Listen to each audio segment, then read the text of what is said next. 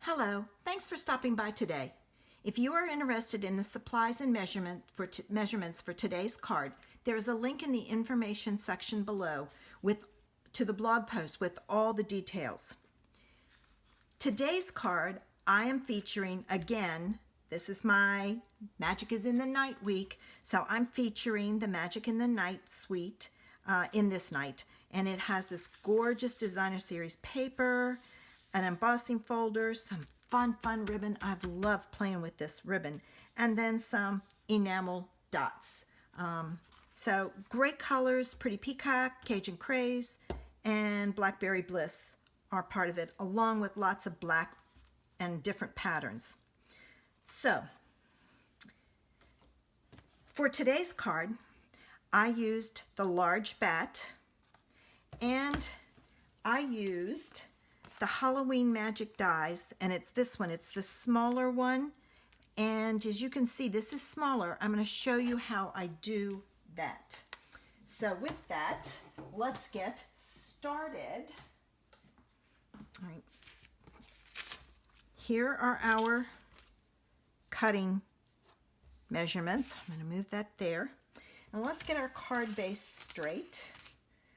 All right, so you need a piece of Whisper White that's 5.5 by 8.5, scored at 4 1/4. And then I'm going to use my bone folder for a crisp fold. All right, so I've got that. The next thing you need is a piece of basic black, and this basic black is 3 7/8 by 5 1/8. It's in between the normal size we use and a smaller size. I just kind of liked the look of this size, so I'm going to put this on like so, and I'm centering it side to side, top to bottom.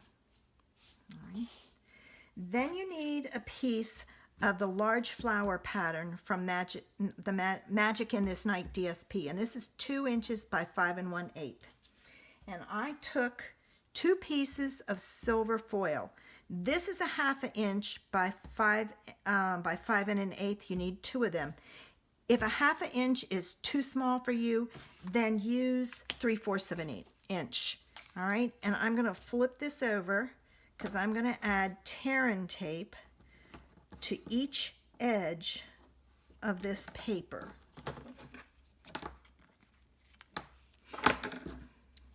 And this is how I'm going to attach my silver strips.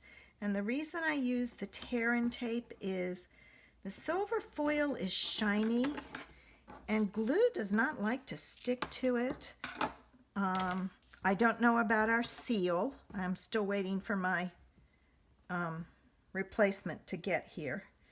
So I don't know if that would work or not, but I'm only going to do one side at a time. I'm going to take my paper, and this one's cut crooked, so that's why I'm putting it down like that. And I'm going to take my DSP and I'm going to line it up. Oh, and that one is a little bit shorter than that. Off a little. Let's see if I can separate it and get it straight. I may not be able to. Nope, I can't. I'm going to leave it. I'm just going to cut this down. I don't know why that one is shorter. I may not have measured correctly. I've been known to do that. Watch this one be longer. All right, I'm going to set that down. And then I'm going to take this, and I'm just going to kind of watch and get it lined up as close as I can. Nope, that side's... And wouldn't you know it, I put it on wrong. Oh my goodness. Okay. All right, so here's what I'm going to do. I'm going to cut this down like so. And it may not be straight, but it's close enough for government work. And then I'm going to cut this piece off. It's sticking to my scissors because of the tear-in tape. All right, so I got it. All right, so this will be a little shorter, and I'm going to flip this around because I want more of the white at the top since most of this is going to be covered. And I'm going to put this on my cardstock. And I'm just going to use some glue to attach it. And what I'll take and do is I'll just I'll leave a little bit of a spot at the top and the bottom. So there's always a way to fix it. It's just going to be a little shorter. If I hadn't put that down, I could have shortened that one, and then it wouldn't have mattered. But there's that. Now, I have a piece of Cajun Craze that's 1.5 by 3 7/8, and a piece of the Cajun Craze flower that's 1 1/4 by 3 7/8. So it's the same length, it's just narrower. So there's a little bit of a edge all the way around. Not all the way around, top and bottom. And I'm going to put that down, and I'm going to get that straight. All right. And now this I'm going to put on with some glue also. All right. And this is going to go over, and it's in the bottom third. It's not exactly halfway. And it goes side to side, and it's a little longer than it should be. So guess what I'm gonna do? I'm gonna cut it off. How much do I need to cut off? All right. I'm gonna mark it there and there. At least I have a frame of reference to go by. All right. Now we can put it down. All right, like so. All right. Boy, this card gave me a fit then. All right, the next thing you need to do is you need to take your bats, and you're using the large one, so you're going to take a Post-it note and cover this one up, ink this one up, take your Post-it note off, and you're going to stamp it on scrap paper. All right. Then what we're going to take and do is we're going to put this in here like so, and I've kind of tried to center it top to bottom, and I've kept this edge close to the cutting edge, and I'm going to tape it in place because I don't want this to slip on me, and it could quite possibly slip since the way I'm cutting it. Let me cut this. Okay.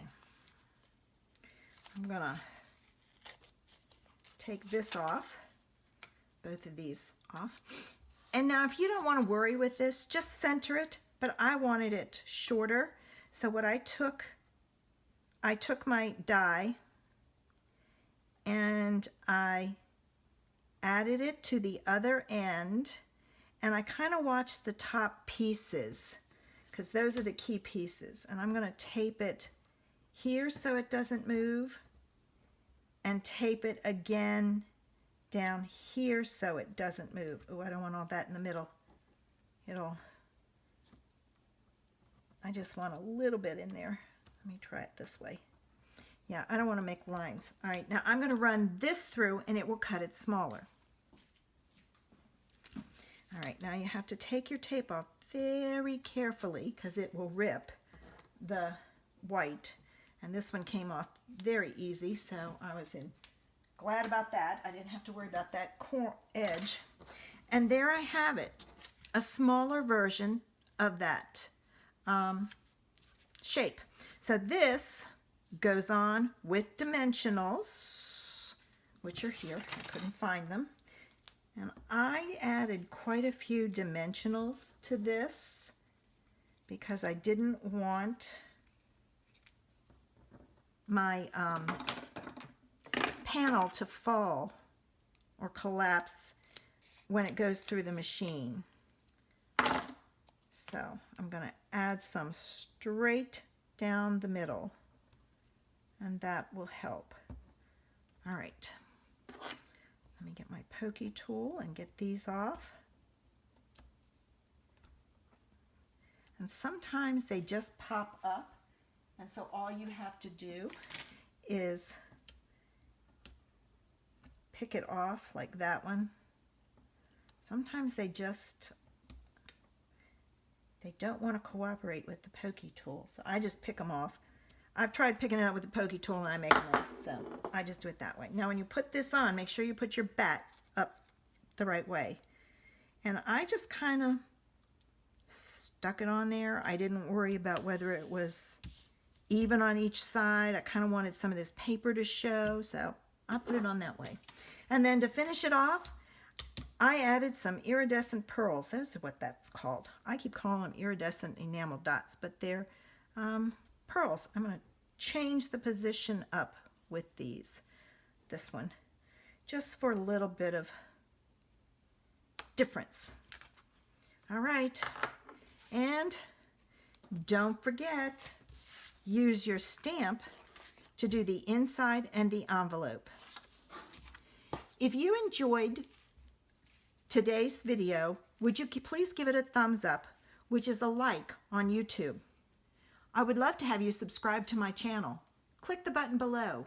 If you want to be notified when I upload a video, click the bell next to the subscribe button. Thanks for stopping by, and I hope I inspired you with today's creation. Have a great day.